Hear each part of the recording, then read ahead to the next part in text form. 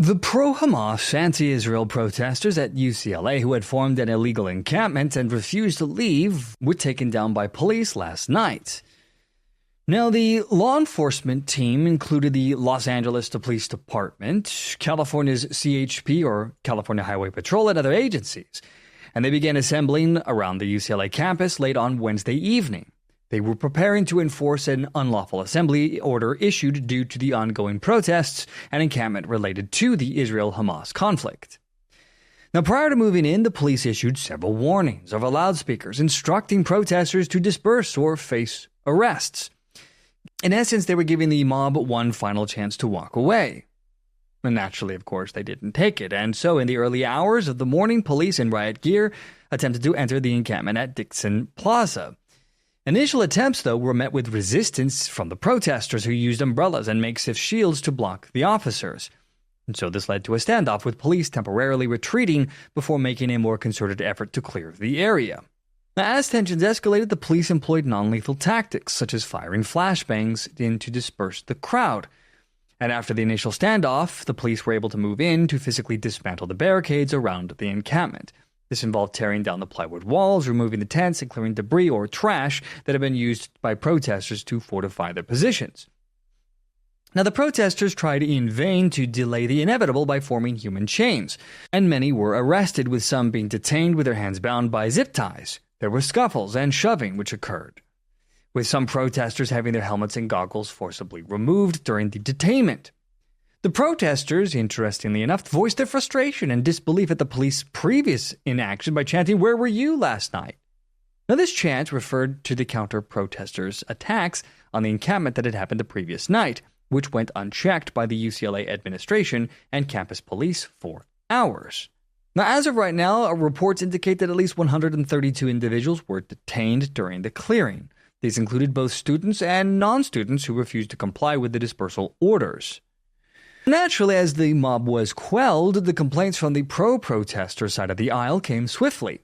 The big complaint coming in was that the police didn't come fast enough after counter-protesters clashed with the 1,000-plus Hamas protesters, and you could see the complaints coming in from people like California Governor Newsom. The big complaint coming in was that the police didn't come fast enough after counter-protesters clashed with the over 1,000 pro-Hamas protesters. You see, last night, violent clashes occurred between the pro-Palestinian protesters and the counter-protesters. The counter-protesters, who were reportedly waving Israeli flags, attacked the pro-Palestinian encampment around 10:45 p.m. They used fireworks, chemicals, flashing strobe lights, and blaring the amplified sounds of babies crying. There were reports of physical clashes as well. Now, the Daily News reported on this, and they said the following. They said, the situation deteriorated into beatings, pepper spray, and other violence as the counter-protesters attempted to dismantle the encampment. The lack of any police presence became more and more apparent to those on scene as the violence escalated. One recording posted to social media showed groups of masked men smacking an individual with sticks and kicking him as he fell to the ground. In others, counter-protesters wearing white masks smashed the wooden barricades and set up around the encampment, pulling and kicking at the makeshift walls. Now, as at time of filming for this episode, the identity of these masked individuals, the so-called counter-protesters, have not yet been identified, which I find rather interesting, considering that up until now, those pro-Israeli supporters that we've seen on all college campuses have been almost entirely passive. In fact, almost all of the violence and intimidation has thus far come from the pro-Hamas protesters. There have been countless reports of harassment of Jewish students by pro-Hamas protesters all over the U.S., and this includes at UCLA, where this incident took place last night. Even at this institution, there were many reports of Jewish students being bullied, harassed, and threatened. So color me a bit suspicious of all of this. I'd like to see some actual agitators, these counter-protesters, unmasked before I fully believe that that's what they really were. I don't know. I'm just a bit suspicious, but we'll have to wait and see what comes of all of that. All said and done, with the protest and counter-protesters, there was at least 15 people that were injured, all of which happened to be the pro-Hamas protesters, at least this according to reports.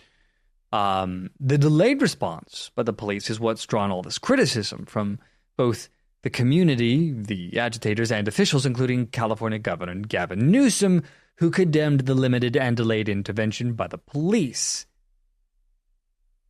So there we have it. The UCLA students and outside agitators who broke the law have been dispersed. Now the question will the 132 people arrested for breaking the law face any consequences for their actions? I don't know. I guess we're just going to have to wait and see. And naturally, we'll be keeping you posted on the story as it continues to develop. From the To Be Frank show, my friends, I am Adrian. Thanks for watching. I'll see you all next time.